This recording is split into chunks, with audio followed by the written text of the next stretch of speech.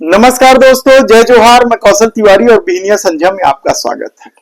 छत्तीसगढ़ में बैठी double engine सरकार से हर विभाग के लोग परेशान हैं।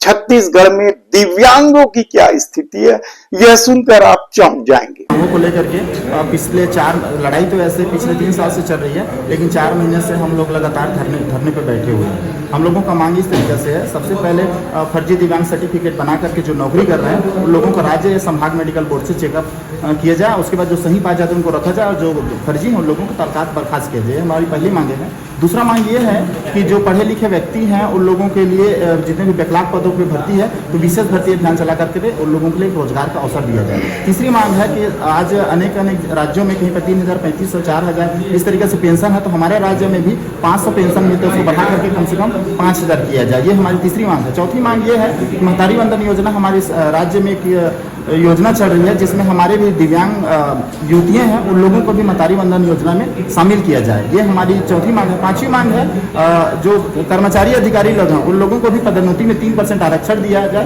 लास्ट हमारा छठा मांग है जो कोरोना से पूर्व जो दिव्यांगजन लोन लिए थे उन लोन को ज्यादातर लोग क्या किए हैं, दिव्यांग लोगों का नाम लेकर के फर्जी लोग ही लोन लिए हैं, तो फर्जी लोगों का लोन का वसूली किया जाए और जो वास्तविक दिव्यांग है उन लोगों को बिना गारंटर को लोन दिया जाए। इस तरीके से हमारी 6 सूत्री मांगे हैं। शासन प्रशासन स्तर पर कैसी बातें चल रही है? शासन में हम लोग हर स्तर से बात करने को कोशिश की आवेदन निवेदन भी किए हैं, उग्रता भी किए हैं, बहुत प्रकार के घेराव भी किए हैं, लेकिन फिर भी से शासन प्रशासन के द्वारा हमारी अनसुनी ही किया जा रहा है। कितने दिनों से आप लोग हड़ताल पर बैठे हैं और आगे क्या करने वाले हैं उसके बारे में बताइए। क्या रणनीति बनाई है?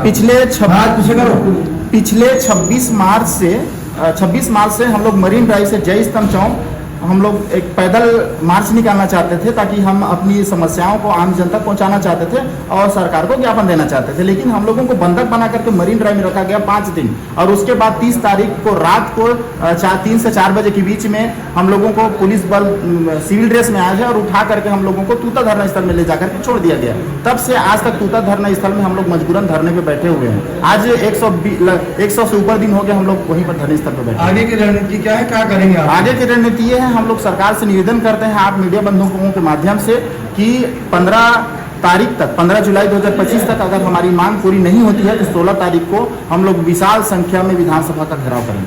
कितने हैं संख्या आप लोग? हमारे प्रदेश में जो समाज कल्याण विभाग के जो मंत्री आंकड़े दिए हैं उसके अनुसार से 7,70,000 दिव्यांग प्रदेश में उपस्थित हैं। एक तरफ दिव्यांगों को लेकर देश के प्रधानमंत्री नरेंद्र मोदी बड़ी बड़ी बात करते हैं, तो दूसरी तरफ छत्तीसगढ़ में दिव्यांगों के साथ जो व्यवहार हो रहा है वह बेहद ही शर्मनाक है। सत्ता के द्वारा, याद कीजिए कि हमने पिछले दिनों आपको बताया था कि किस तरीके से धरनारत दिव्यांगों को हटाने के लिए आधी रात को पुलिस पहुंच गई थी, वह भी बगैर नंबर की गाड़ी। लेकिन दिव्यांगों का हौसला पस्त नहीं हुआ। वे पिछले 100 दिनों से माना तूता में धरनारत है और अब जब सब्र की सीमा लांघने लगी है तो दिव्यांगजन अब 16 जुलाई को विधानसभा का घेराव करेंगे।